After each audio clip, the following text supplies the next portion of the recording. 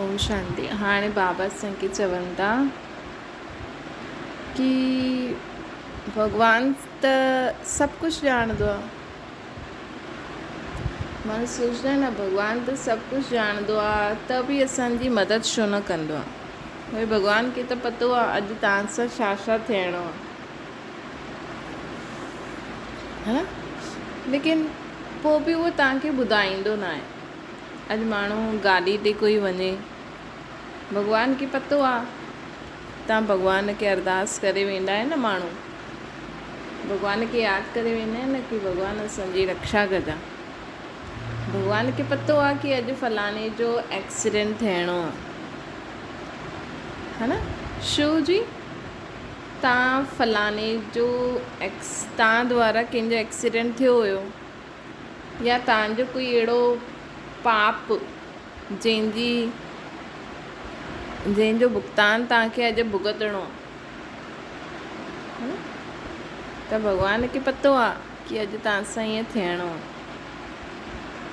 पोइ बि तव्हां भॻवान खे यादि करे वञो ऐं तव्हांजो एक्सीडेंट थी वञे त तव्हां छा सोचंदव की भॻवान मां त तुंहिंजो टिकाणो घुमी आयमि, मंदरु घुमी आयमि, अमृत वेलो कयो, तोखे चई बि वियमि त बि तूं मूंखे न बचाई, किराए छॾी, है न। ये सोचता है न माण्हू। लेकिन भॻवान खे पतो आहे की तव्हांजो कोई पाप कर्म जी सज़ा अॼु तव्हांखे मिलणी आहे। लेकिन तो बि तव्हां अमृत वेला कयो, टिकाणे वियो, मंदरु वियो, भॻवान खे यादि कयो, भॻवान खे चई करे वियो, त सोचो वॾो थियणो हुयो लेकिन नंढे में रहिजी वियो। कॾहिं बि भॻवान जे मथां संशय न लायो, छो जी पाप त असां कया ई आहिनि, है न। पाप त असां कया ई आहिनि, भुगतान त असांखे भुगतणो ई आहे। त भॻवानु चाहे करे बि तव्हांखे तव्हांजो एक्सीडेंट छो न रोकियईं। भले तव्हां थोरो ई किरियो, लेकिन किरियो, नाम थी वियो की फलाणे जो एक्सीडेंट थी वियो, तव्हांखे कुझु थियो, थोरो बहुत थियो, बसि ठीकु आहे, लेकिन तव्हां बची वियो। त ईअं सोचो की असां सां ज़्यादा थियणो हुयो, लेकिन भॻवानु थोरे में ई बचाए छॾियईं, है न।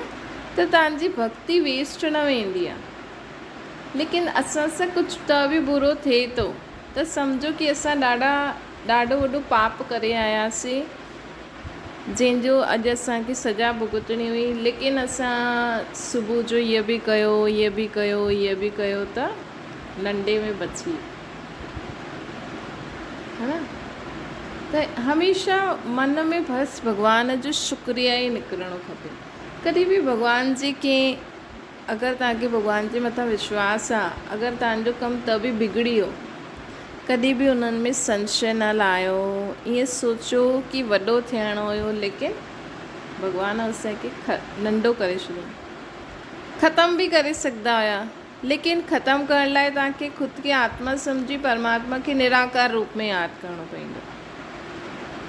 तव्हांजी सज़ा जेकी अॼु तव्हांजो एक्सीडेंट थियणो हुयो न, उहो न बि थिए, उन जे लाइ असांखे छा करिणो पवंदो, भॻवान खे डायरेक्ट यादि करिणो पवंदो।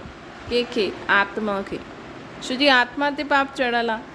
आत्मा जो पाप परमात्मा ई कटे सघंदो आहे, गुरु नानक देव कटे न सघंदो आहे, कृष्ण कटे न सघंदो आहे, तव्हांजा साईं गुरु कोई न कटे सघंदो आहे। सिर्फ़ु केरु कटे सघंदो आहे, परम पिता परमात्मा। उनजो रूप छा आहे, निराकार। उनजे रहण जो स्थान छा आहे, परम धाम में, मथे, हेठि न रहंदो आहे। अगरि तव्हां सोचो कि मां अमृतसर यादि, गुरूअ खे अमृतसर में यादि थी करां, त तव्हांजा पाप न कटिजंदा। तव्हांजो एक्सीडेंट थींदो, पर नंढो थींदो। तव्हांजी बीमारी ईंदी, भले थोरा ॾींहं अची ईंदी, लेकिन तव्हां बीमारी तव्हांजी कटिजी वञे, उन जे लाइ तव्हांखे मथे परम धाम में, हिन सूर्य चांद तारनि खां बि परे, निराकारी दुनिया में परमात्मा निराकार रूप में यादि करो, बिंदी रूप में। जे गुरु नानक देव उंगली सां इशारो कंदो आहे न, मथे हिकु रोशनी, बिंदी जीअं रोशनी हूंदी आहे, है न।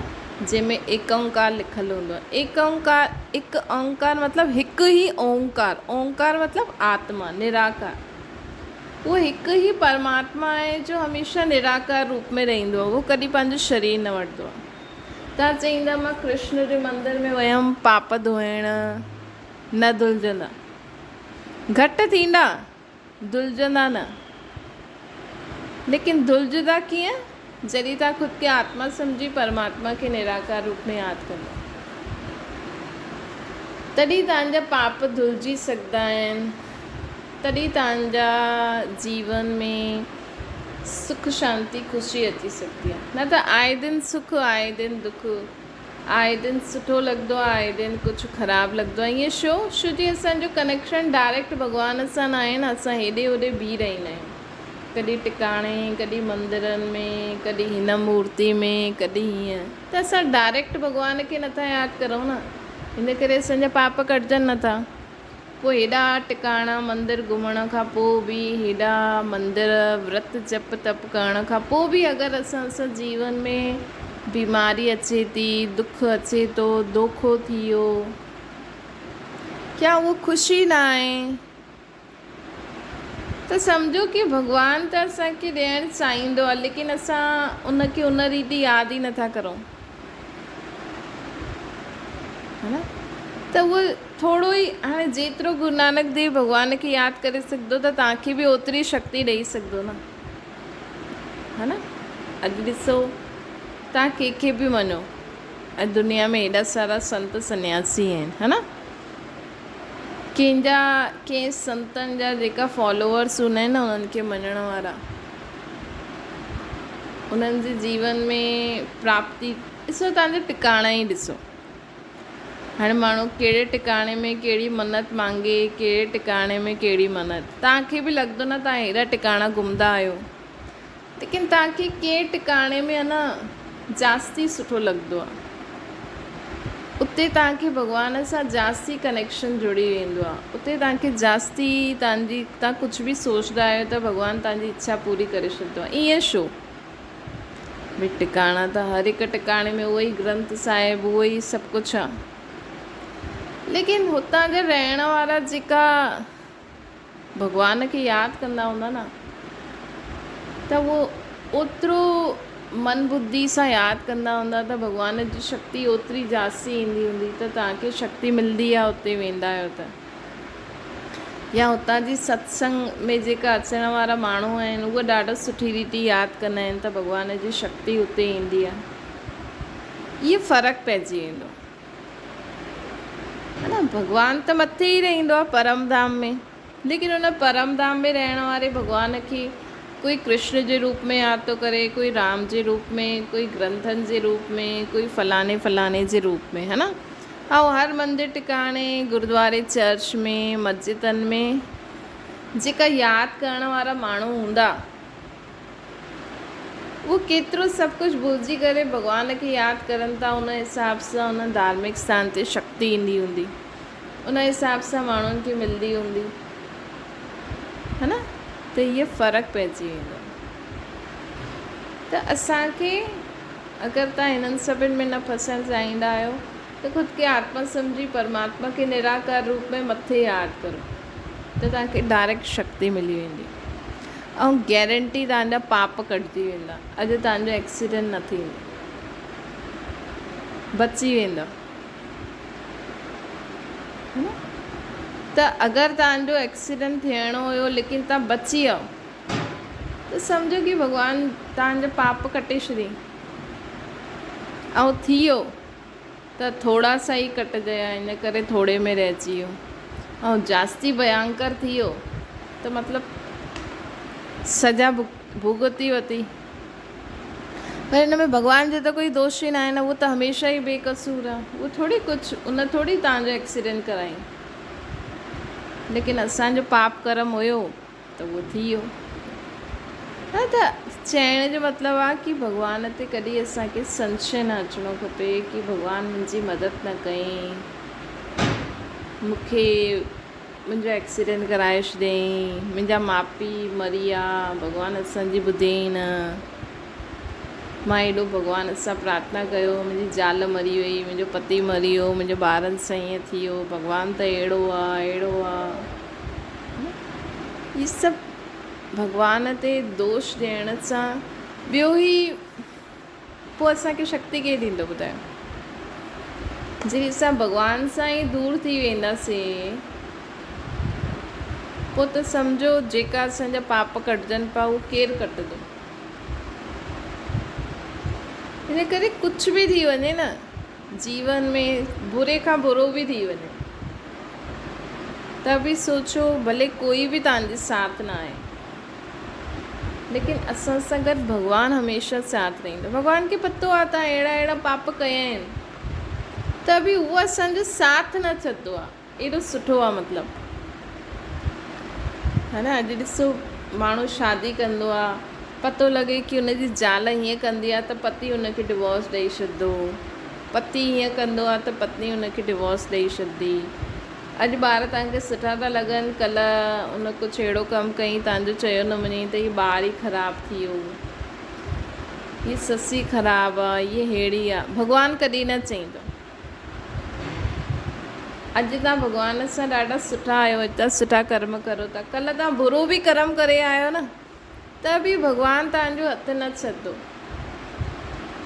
चईंदो ठीकु आहे ॿार, लेकिन हुन सां सचो रहो। उहो त तव्हांजो हथु न छॾंदो, लेकिन कम से कम असां हुनखे ॿुधायूं त सही भई मां इहो पाप करे आई आहियां, मां इहा ग़लती करे छॾी, जानबूझ के करी या अनजाने में कई, उहो बि सचाई सां ॿुधाइणो आहे त उहो असांजी मदद करे सघंदो आहे, न त असांखे भुगतणो पवंदो। अॼु ॾिसो इंसानु ॾाढो सुठो थो हले, लेकिन कल्ह मच्छर जो प्रभाव पइजी वेंदो न, जीअं सम्झो कंहिंजे मथां सर्दी जो प्रभाव पइजी वेंदो आहे, गर्मी जो प्रभाव पइजी वेंदो आहे त उन्हनि जो शरीर हलचल में अची वेंदो आहे न। त ईअं ई आहे न, कॾहिं कॾहिं आहे न कंहिं इंसान जे मथां न प्रभाव पइजी वेंदो आहे, ॿियनि जी मत जो प्रभाव पइजी वेंदो त उहो ग़लती करणु न चाहींदा, लेकिन थी वेंदी उन्हनि खां ग़लती। त बि असांखे रोज़ु थी सघे त हुन समय ई भॻवान खे ॿुधायो, न त कम से कम रोज़ु राति जो तव्हां या अमृत वेला कंदा आहियो या टिकाणे मंदरु वेंदा आहियो, जॾहिं बि भॻवान खे ॿुधायो यादि कंदा आहियो न, हुनखे दिलि सां ॿुधाईंदा करो कि बाबा मूंखां हीअ ग़लती थी वई आहे, मां जानबूझ के कई, ग़लती सां कई, मूंखे क्षमा कजो, त तव्हांजो अधु माफ़ु थी वेंदो, त उहो तव्हांजी मदद बि कंदा। पोइ ॿिए समय तव्हांखे ध्यानु रखिणो पवंदो कि तव्हांखे अहिड़ी ग़लती न करणी आहे, है न। इन सां असां ख़बरदार बि रहंदासीं। ॾिसो जेको ॿार हूंदो आहे न, कई ॿार हूंदा आहिनि कि ग़लती करे ईंदा आहिनि, लेकिन माउ पीउ खे सचाई सां ॿुधाए वठंदा आहिनि त माउ पीउ सोचंदो आहे न चल इहे ग़लती त कंदो आहे, लेकिन मूंखे सच ज़रूरु ॿुधाईंदो, ऐं उहो ॿिए दफ़े अटेंशन बि रखंदो आहे कि मां हाणे कई, हाणे न कंदमि, त हुनखे माउ पीउ जी मदद बि मिलंदी आहे। त तव्हांजो भॻवान जो रिश्तो ईअं ई आहे। ख़ुदि खे तव्हां चाहे माउ पीउ ठही वञो, ससु सहुरो ठही वञो, वॾा ऑफिसर ठही वञो, लेकिन भॻवान जे साम्हूं हमेशह ख़ुदि खे नंढो सम्झंदा करो। भॻवान जे साम्हूं ईअं न वेंदा करो कि मां फलाणे जी ससु आहियां, भॻवान जे साम्हूं ईअं न वेंदा करो कि मां फलाणे जो माउ पीउ आहियां, फलाणे जी ज़ाल आहियां, वॾो ऑफिसर आहियां, पैसे वारो आहियां। भॻवान जे समय हमेशह मां उन्हनि जो ॿारु आहियां, हीअं दास बि न ठहिणो, मां उन्हनि जो ॿारु आहियां, नंढो ॿारु आहियां, वॾो बि ॿारु न आहियां, नंढो ॿारु आहियां, है न। माण्हू चवंदा आहिनि न भॻवान जे अॻियां त असां उन्हनि जा दास आहियूं, चरण, इहे सभु भॻवान खे सुठो न लॻंदो। भॻवान त आरती में छा ॻाईंदा आहियो, तुम मात पिता असां बालक तुंहिंजा, त हुन जे साम्हूं बालक ठही वञो। जे कृष्ण केॾो बि वॾा हुया, लेकिन माउ पीउ जे साम्हूं कीअं रहंदो हुयो, इहा हिकु शिक्षा आहे। हीअं न कि सतयुग में कोई कृष्ण खे हुनजे माउ पीउ डांटे मारियईं या ॿधईं, ये निशानी आहे कि तव्हां जीवन में केतिरा बि वॾा थी वञो, लेकिन पंहिंजे माउ पीउ परमात्मा जे पिता जे अॻियां हमेशा नंढा बालक कि असां खां ये ग़लती थी हुई। जॾहिं तव्हां माउ ठही ॿारनि खे डांटो था मारो था, लेकिन भॻवान जे साम्हूं मूंखे क्षमा कजो, मां तव्हांजे ॿार खे डांटियो मारियो। ससु ठही तव्हां नुंहंनि जी गिलायूं था करो, नुंहंनि सां बुरो था करो, भॻवान जे साम्हूं मूंखे क्षमा कजां, तव्हांजो उहो ॿारु ईअं ईअं पोइ करे न, मां उनखे ईअं ईअं गारियूं ॾिनियूं, उनजी बुराई कई, है न। धीअरूं ईंदियूं आहिनि त तव्हां छा कंदा आहियो? इहे ई कंदा आहियो न। कॾहिं धीअरुनि खे चयो अथव कि तुंहिंजो छा मतिलबु, मुंहिंजी नुंहुं सुठी आहे, कम से कम मूंखे 2 रोटी त ॾिए थी, भले कुझु बि न ॾींदी हुजे, छो जी घर तव्हां ई ॾिनो आहे। या त नुंहरुनि जी शादी, पुटनि जी शादी कराए त उन्हनि खे अलॻि घरु ॾेई छॾियो, पोइ तव्हां आराम सां पंहिंजो जियो खाओ पीओ, हिकु माई रखी छॾो बसि। या चओ त न असांजा पुट बि असां सां गॾु रहनि, असांजी नुंहरियूं बि रहनि, त उन्हनि खे त घरु खपे न भई, न उन्हनि जी त गृहस्थी अञा ठही आहे, त उन्हनि खे त पंहिंजे ॿारनि जे लाइ, पंहिंजे पति जे लाइ, पंहिंजे हिसाब सां सभु कुझु करिणो ई पवंदो आहे। पोइ तव्हां हिकु कमरे में वेही रहो, तव्हांखे रोटी पाणी ॾे न ॾे, लेकिन कॾहिं बि पंहिंजी धीअरुनि सां बि पंहिंजे नुंहरुनि जी गिलायूं न करो। इहे पाप खां बचो। उहा बि कंहिंजी धीअ हूंदी, तव्हांजी धीअ बि कीअं कंदी हूंदी पंहिंजी ससु सां, तव्हांखे थोरी पतो आहे। तव्हांजी धीअ जी बि गृहस्थी आहे, उते उनजी ससु उनखे विघ्न विझे त तव्हांखे सुठो लॻंदो? त या त पंहिंजो घरु अलॻि ठाहे रखो, या अगरि सोचो था न असांजा पुट नुंहरूं पोतरा दोतरा साथ में रहनि, त हिकु खट तव्हांजी, बाक़ी घरु उन्हनि जो, उहो जो करनि जीअं करनि उन्हनि जी मर्ज़ी। तॾहिं तव्हांजो बुढ़ापो सुठो अथव, न त ॾाढो परेशान थींदव। मरण खां पोइ बि पंहिंजे घर में मुंहुं छॾंदव न, त मरण खां पोइ बि भटकणो पवंदो, है न। तव्हांखे 2 रोटी त ॾिए थी न, उहो त तव्हांखे समझदारी करणी हुई, है न। तव्हां पंहिंजो मुंहुं बि नथा कढी सघो, त कुझु न कुझु त त्याग करिणो पवंदो न भई, न। त कॾहिं बि नुंहरुनि जी तव्हां गिलानियूं करो, हीअ न हीअं कई न, मुंहिंजी नुंहुं बि सुठी आहे, पुट बि सुठी आहे, सभु सुठा आहिनि। छो जी अगरि तव्हांखे यादि रहंदो कि मां भॻवान खां क्षमा मांगी आहे, वरी मां गिलानियूं कंदमि त वरी भॻवान खे, पिता खे चईंदमि त पिता चईंदा न तूं रोज़ु रोज़ु छो थी गिलानी करे, छो थी पाप करे, ग़लती त तव्हांजी आहे न, है न। शादी में एॾो दहेज ॾियण खां त हिकु घरु ठाहे ॾिए वीचारनि खे, केॾो ख़र्चो था करनि। अहिड़े ख़र्चे में त हिकु नयो सुठो घरु ठहियलु मिली वेंदो, पोइ तव्हां बि आराम सां रहो, तव्हांजी धीअरियूं अचनि उहो बि आराम सां रहनि, उहो बि आराम सां रहनि, ख़तमु ॻाल्हि। केॾी सॉल्यूशन त आहे, लेकिन माण्हू करे नथो, पोइ रोए थो वेही करे। हाणे भॻवान बि छा करे ॿुधाए? भॻवान त चए थो न तव्हांखे पैसो आहे भई, सभु अलॻि अलॻि घर ठाहे करे रहो, छो था लड़ाई झगड़ा करो?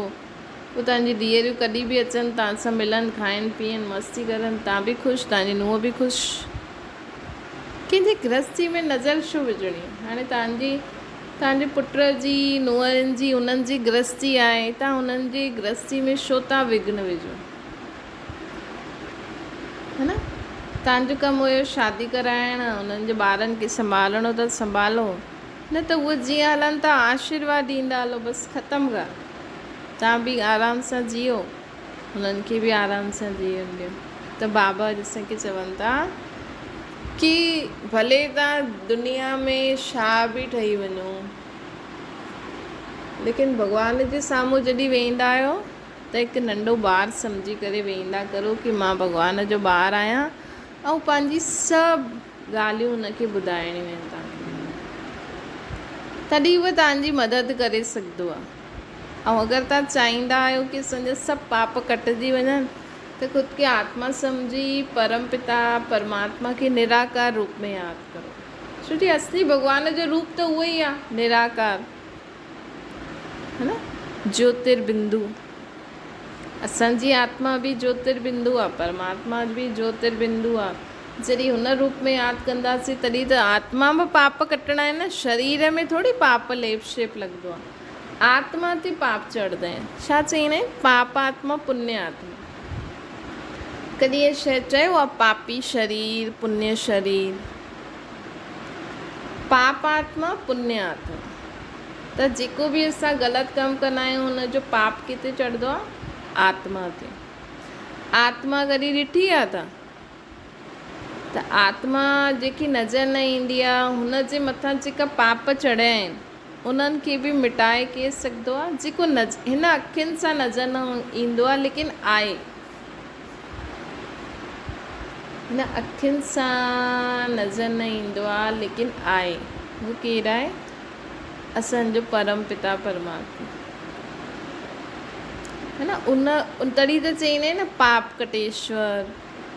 ऐं उनजो रूप भारत में छा ठाहींदा आहिनि? शिव जो लिंग ठाहींदा आहिनि, है न। शंकर अलॻि आहे, हिकु शिव जो ई शारीरिक रूप न ठाहींदा आहिनि। ॾिस, लिंग मतिलबु ज्योति रूप, हिकु ज्योति जो रूप लिंग पत्थर ईअं ठाहे छॾंदा आहिनि। त हिकु परमात्मा ई अशरीरी आहे, अजन्मो आहे, तॾहिं त हुनखे चईंदा आहिनि परमात्मा। आत्मा मतिलबु हमेशह आत्मिक स्वरूप में रहण वारो। ऐं हुनजो रूप निराकार आहे। इन लाइ माण्हू लिंग ठाहे छॾंदा आहिनि ऐं चईंदा आहिनि शिवलिंग। कॾहिं शंकर लिंग थोरी चयो आहे, शिवलिंग चईंदा आहिनि न। अगरि शिव शंकर हिकु ई आहिनि त शंकर लिंग चवनि, लेकिन शिवलिंग चईंदा आहिनि शिव जी। शिव निराकार परमात्मा जो रूप हुननि लिंग रूप में ठाहे करे पूजंदा आहिनि। इन करे हुनखे ई पाप कटेश्वर चईंदा आहिनि। कॾहिं कृष्ण खे पाप कटेश्वर चईंदा, गुरु नानक देव खे पाप कटेश्वर चईंदा, ग्रंथनि खे पाप कटेश्वर चईंदा, शिव खे चईंदा आहिनि। त शिव ई असांजी आत्मनि में पाप कटे सघंदो। भई मां अॼु कंहिंखे मारियो ऐं मां शिव बाबा खे यादि कयो, हुन सां क्षमा मांगी, पोइ अॻियां खां बि मां ध्यानु रखियो। हीअं न मां रोज़ु रोज़ु करां, रोज़ु रोज़ु क्षमा मांगा त रोज़ु रोज़ु शिव बाबा थोरी कटंदा। उहे चईंदा था रोज़ु रोज़ु लड़ाई झगड़ो करो था, रोज़ु रोज़ु मां तव्हांजा पाप कटां त मूंखे माण्हू चईंदा न भई इहे त ग़लति कमु करनि था, तव्हां हिननि जा कटो था। न, त तव्हांखे भुगतणो पवंदो। हिकु कम से कम ॾिसो, माण्हू बि छा चईंदा आहिनि, ठीकु आहे तोखे 3 चांस ॾींदासीं। हा, 3 चांसनि में अगरि तूं वापसि ग़लती कई, 3 बार तोखे माफ़ु कंदासीं, बसि 4थी बार खां न। पोइ ध्यानु सां हलंदो आहे न। तीअं ई भॻवानु बि चईंदो कि तव्हां आए दिन ग़लती करे अचो, तंहिंखां त ध्यानु सां हलो। जीअं माण्हू कीचड़ हूंदो आहे त ध्यानु सां हलंदो आहे न, कपिड़े ते कीचड़ न लॻे। ईअं ई जीवन में ध्यानु सां हलो, असांजी आत्मा जे मथां कोई पाप न चढ़े। त इहे ध्यानु सां हलंदा त तव्हां, भॻवानु बि चईंदो कि हा इहे ॾाढो सुठी रीति जीवन जीए थो। पोइ कॾहिं बाई चांस असांखां ग़लती थी वई त असांखे फटाफट माफ़ु बि करे छॾियो। अच्छा, मीठे मीठे सिकी लॾे ॿारनि प्रति माता पिता बाप दादा जो यादि प्यार और गुड मॉर्निंग। रूहानी बाप जी सभिनि रूहानी ॿारनि खे नमस्ते। असांजी बि रूहानी माता पिता बाप दादा खे यादि प्यार गुड मॉर्निंग और नमस्ते। बाबा खे यादि करो।